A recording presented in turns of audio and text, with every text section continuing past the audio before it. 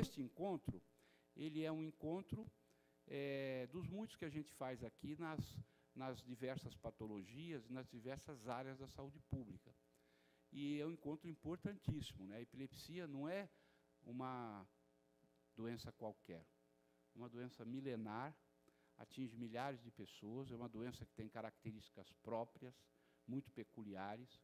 Quando ela não é controlada, ela causa dificuldades enormes na vida da pessoa, né? Só o paciente é que pode saber, e os familiares, e os médicos bem-intencionados e dedicados, e os profissionais de saúde, podem saber quanto atrapalha a vida de uma pessoa conviver com a doença que não seja controlada ou diagnosticada. Iniciando por essa temática, eu gostaria de estender o tema ao Dr. Miguel Abud, e se ele tem alguma informação complementar, alguma coisa que ele gostaria de pontuar sobre a CIF, especificamente a CIF. Ela é bastante extensa, né?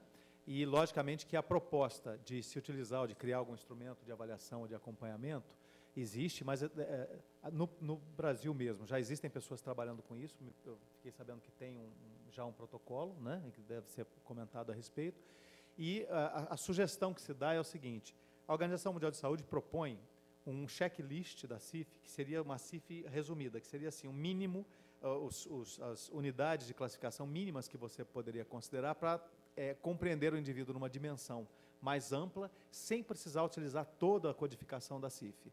Uma sugestão é que, partindo do checklist da CIF, outras unidades de classificação possam ser acrescidas, né, numa avaliação, num processo de avaliação, relativos à epilepsia, sobretudo no que se refere aos fatores ambientais, atitudes, apoios, relacionamentos, políticas, serviços e tal, colocando essas situações. E também em atividade de participação, porque a chave está em atividade de participação. Fazer essa classificação e esse modelo novo em todas as patologias. Aí os especialistas e os grupos interessados, as pessoas com as determinadas doenças, vão ter que participar da formulação de protocolos específicos que contemplem todas essas doenças. A gente sabe que, por exemplo, na infância, existe um fator adicional, que é a família e o cuidador principal, que geralmente é a mãe, é a figura da mãe.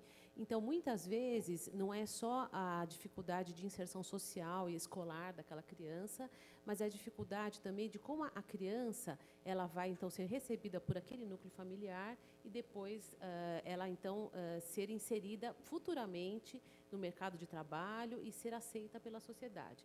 Então, a gente vê que, na infância, existe, então, um comprometimento maior dessa visão de funcionalidade, porque a gente, além da funcionalidade no presente daquela criança, a gente está construindo o futuro cidadão que vai ter que ser, então, inserido desde a sua idade mais precoce até na adolescência e depois na vida adulta. E, realmente, o maior problema que as pessoas encontram é exatamente a questão relacionada ao trabalho, né? Tem ainda existe muito preconceito, o estigma relacionado à epilepsia é muito grande, e as pessoas, tanto os empregadores, ou então as pessoas que trabalham com você, os seus chefes, né, diretamente ligados a você, nem sempre eles entendem que, apesar de você ter uma crise, você pode exercer uma função e de maneira competente, né? E, às vezes, o fato de você ter tido uma crise, como já aconteceu comigo por 2 vezes, eu cheguei a ser demitido depois passou um tempo, eu tive a crise, depois de um tempo, acabava sendo demitido, né? E era uma coisa visível que era relacionado ao fato de ter acontecido a crise no ambiente de trabalho, mas não era uma coisa deles. Quando me davam a carta de demissão, não era aquilo que estava escrito na carta, né? Mas a gente acaba percebendo e entendendo. A gente tem que ter critérios muito objetivos, porque, assim como acontece na educação, todo mundo quer caber na cota, né? E não significa que não ter a pessoa com epilepsia ou outra condição não impede, aliás, não ter essas pessoas impede que as cotas sejam contempladas com pessoas que poderiam não se beneficiar delas. quando você começa a abrir o leque, né, de quais são os critérios, isso tem que ter uma discussão muito bem feita, pública.